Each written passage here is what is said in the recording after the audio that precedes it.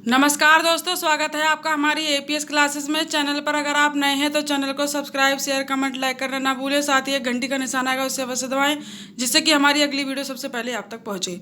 चलिए दोस्तों, आगे बढ़ते हैं। अब आज हम पढ़ेंगे संबंध बोधक। ठीक है, संबंध बोधक जो कि अव्यय का दूसरा भेद है। ठीक है दोस्तों, चलिए आगे बढ़ते हैं। हम पढ़ते हैं आज संबंध बोधक आखिर होता क्या है। देखिए, संबंध बोधक संबंध का बोध कराने वाले अव्यय संबंध बोधक अव्यय कहलाते हैं। जो संबंध का बोध कराते हैं ऐसे अव्यय संबंध बोधक अव्यय कहलाते हैं। ठीक है दोस्तों, और दूसरा, इनका प्रयोग दो संज्ञा सर्वनाम पदों को जोड़ने के लिए किया जाता है। ठीक है दोस्तों, इनका प्रयोग जो होता है वो दो संज्ञा सर्वनाम के पदों को जोड़ने के लिए किया जाता है। ये कुछ महत्वपूर्ण बातें हैं संबंध बोधक की। ठीक है दोस्तों, देखिए इसमें कुछ इस तरह के शब्द आते हैं जैसे कि हेतु, लिए, कारण, खातिर, मारे, चलते, संग, सहित, सहचरण, बिना, बगैर, अलावा, अतिरिक्त, वास्ते, बिन, बदले, एवज, आगे, पीछे, इधर, आस पास, के लिए, अनुकूल, अनुसार, आगे, और इत्यादि। ठीक है दोस्तों, इस तरह के यहाँ पर शब्द आते हैं। चलिए दोस्तों आगे बढ़ते हैं। अब हम सबसे पहले पढ़ लेते हैं परिभाषा। संबंध बोधक की हम परिभाषा पढ़ लेते हैं, आखिर परिभाषा में क्या है। देखिए दोस्तों, जो अव्यय शब्द संज्ञा या सर्वनाम शब्दों के साथ आकर उनका संबंध प्रकट करे वह संबंध बोधक अव्यय कहलाते हैं। ठीक है दोस्तों, देखिए जो अव्यय शब्द संज्ञा या सर्वनाम के शब्दों के साथ आकर उनका संबंध बताते हैं या संबंध प्रकट करते हैं तो ऐसे शब्द आपके संबंध बोधक शब्द कहलाते हैं या संबंध बोधक अव्यय कहलाते हैं। ठीक है दोस्तों, आइए इसे उदाहरण से समझ लेते हैं।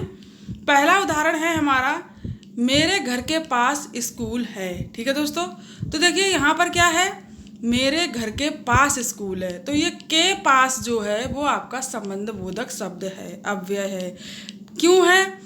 क्योंकि ये के पास जो है इसका संबंध स्कूल से भी है और इसका संबंध घर से भी है। ठीक है दोस्तों, ऐसे ही हमारा दूसरा वाक्य है, ये फल बच्चों के लिए है। ठीक है दोस्तों, तो के लिए जो शब्द है ये हमारा संबंध बोधक शब्द है। ठीक है दोस्तों, और ये संबंध बोधक शब्द का फल से भी संबंध है और बच्चों से भी संबंध है। ठीक है, क्योंकि ये फल है और बच्चों के लिए है। ठीक है दोस्तों, तो आपको संबंध बोधक शब्द क्या है ये तो समझ में आ ही गया होगा। चलिए आगे बढ़ते हैं। अब हम पढ़ते हैं संबंध बोधक अव्यय के कार्य।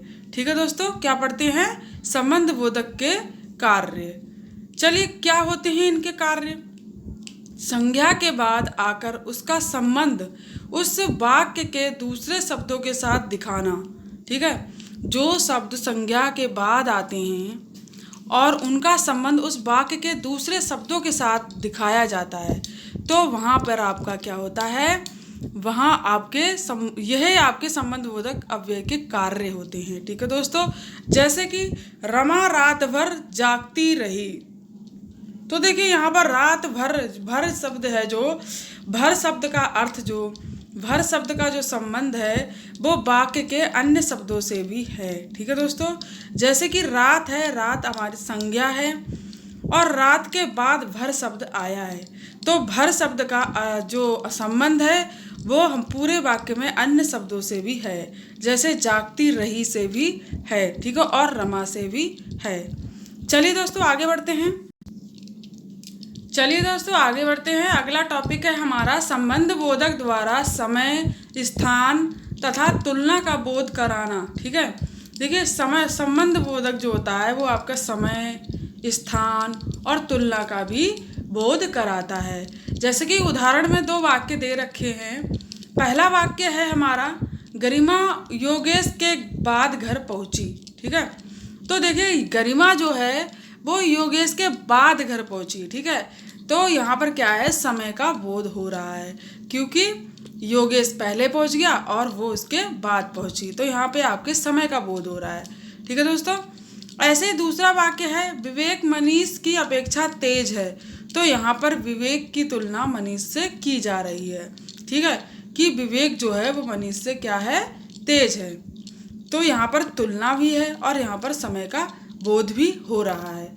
ठीक है दोस्तों, चलिए आगे बढ़ते हैं।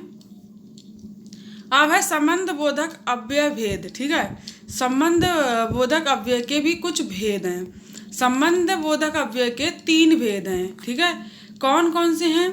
पहला है प्रयोग के आधार पर, और दूसरा है अर्थ के आधार पर, और तीसरा है व्युत्पत्ति के आधार पर।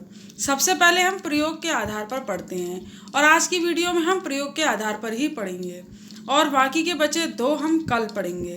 चलिए दोस्तों, सबसे पहले पढ़ते हैं हम प्रयोग के आधार पर। प्रयोग के आधार पर संबंध बोधक अव्यय भेद 2 हैं। ठीक है, पहला है संबद्ध संबंध बोधक अव्यय, दूसरा है अनुबद्ध संबंध बोधक अव्यय। तो सबसे पहले हम संबद्ध संबंध बोधक अव्यय। चलिए दोस्तों, आगे बढ़ते हैं। अब हम पढ़ेंगे संबद्ध संबंध बोधक अव्यय। देखिए, संबद्ध संबंध बोधक अव्यय क्या होता है? ये संज्ञाओं के विभक्तियों के बाद प्रयुक्त होता है। ठीक है, ये क्या होता है? ये सबसे पहले संज्ञाएं आएंगी, फिर आपकी विभक्तियां आएंगी, उसके बाद ये शब्द प्रयुक्त होगा। ठीक है, वो आपका संबद्ध संबंध बोधक अव्यय कहलाएगा।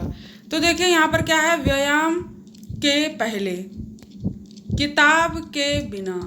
तो जो के शब्द है, ये आपका किसके संज्ञा के बाद आ रहा है। ठीक है, और जो के शब्द है, ये आपकी विभक्ति है। ठीक है, और इसके बाद आने वाला समय जो शब्द है वो है आपका पहले और बिना।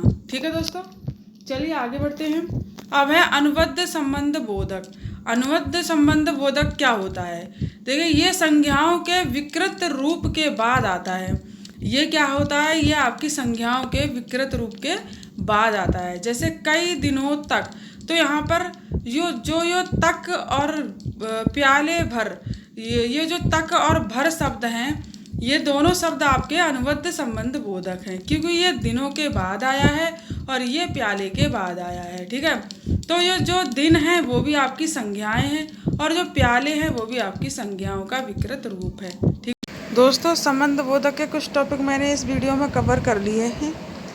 अगली वीडियो में जो बचे हुए हैं आपके, वो हम कल कवर करेंगे।